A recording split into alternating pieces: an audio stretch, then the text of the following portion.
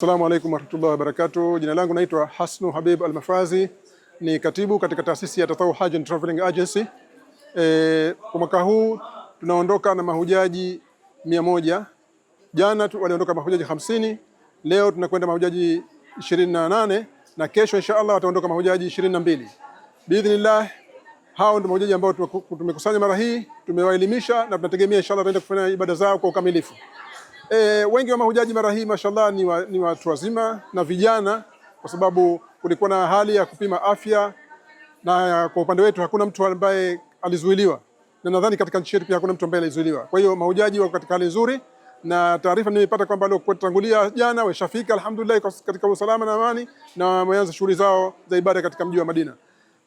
Vijana tunawahimiza waende kutekeleza hija mapema, kwa sababu kila mwaka kuna mabadiliko, na kauli ya Mtume sallallahu alaihi wasallam kwamba harakisheni kutekeleza ibada ya hija, kwa sababu mmoja wenu hajui kitu gani kitamtokezea kesho. Basi ndio haya mambo ambayo huwa yanajitokeza kila wakati.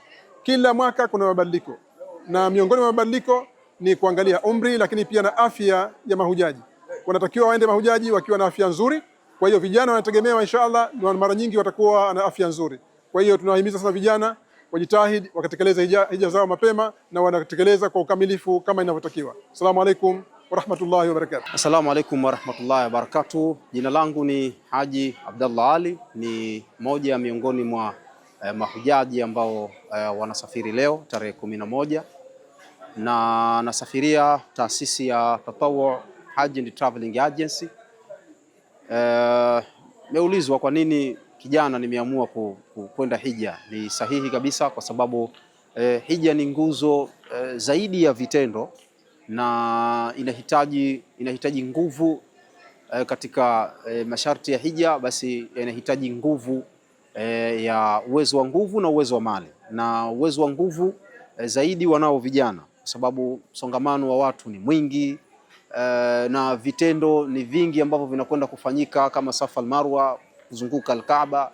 Kwa hiyo ukienda age imekwenda sana, tatizo linalojitokeza wengine wanashindwa kuhimili vile vitendo vya hija, na badala yake wanalazimika kuwa na visaidizi kama wheelchair au watu wa kuwashika mikono na kadhalika. Lakini ukienda kijana na nguvu nazo vizuri, ile itakusaidia wewe katika kutekeleza ibada yako ipasavyo. Hivyo hija si tu kwa ajili ya wazee au si kwa wazee zaidi, bali vijana hasa ndio wanaotakiwa zaidi kwenda hija.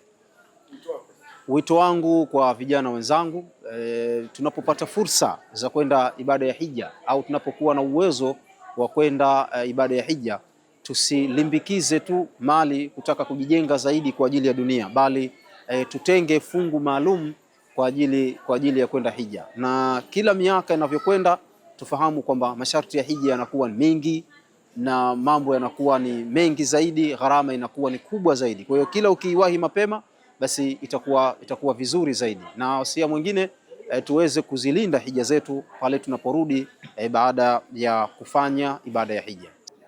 Jina langu naitwa Omar Ibrahim Kilupi. Nimetia nia mara hii kwenda kufanya ibada ya hija, na Mwenyezi Mungu aniwezeshe na nikubalie hija yangu.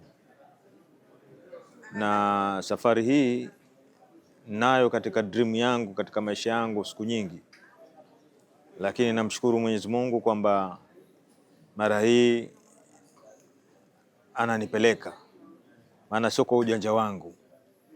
Mwenyezi Mungu mwenyewe ameshanikubalia, ameshanipokea, basi niko safarini, na wakati wote sasa hivi tutaingia katika ndege kuelekea Madina. Na wito wangu kwa wenzangu, maana mimi naweza kusema kwamba ni middle age, lakini wapo watu au wapo vijana wana uwezo, wana nguvu. Maana hija sio fedha tu, sio fedha tu, lakini uwe na afya pia, uwe uko tayari kwenda kutekeleza ibada ya hija ambayo ni nguzo ya 5 katika Uislamu wetu. Kama kuswali tunaswali kila siku, kufunga tunafunga tangu age wadogo, zaka sadaka tunatoa kila siku, lakini hija ni maalum, na unaambiwa uende mara moja tu katika uhai wako. Kwa hiyo hili ni suala la kulizingatia na kuhakikisha basi kama uko na uwezo wa kufanya basi ufanye, usisubiri tena ushazeeka. Lakini pia hujui Mwenyezi Mungu atakuita lini, maana roho ndo yake yeye, na anakwambia kama hutohiji na uwezo kakupa afya, basi wewe hukumu yake wanazuoni nasema kama hutoenda kuhiji na umebarikiwa kila kitu, Mwenyezi Mungu ataenda kukutia motoni. Lakini kama utakwenda hija, Mwenyezi Mungu anakurudisha kwenu hali ya kuwa wewe msafi kama uliozaliwa. Kwa hiyo ni neema kubwa sana. Sisi binadamu hatujakamilika, kila siku tunafanya makosa. Kwa hiyo tunatakiwa tutubie, turudi kwa Mwenyezi Mungu, tukifa atupokee, iwe manake umekufa msafi unakwenda zako peponi. Na hilo ndio sisi tunalolitaka.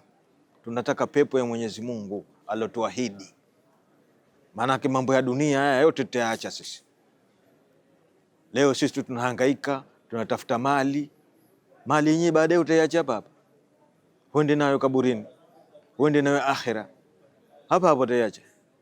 Kwa hiyo tukafanyeni hija, wakati ndo huu. Vijana mkeni, nendeni mkafanye hija na Mwenyezi Mungu atakufanyeni wepesi inshallah.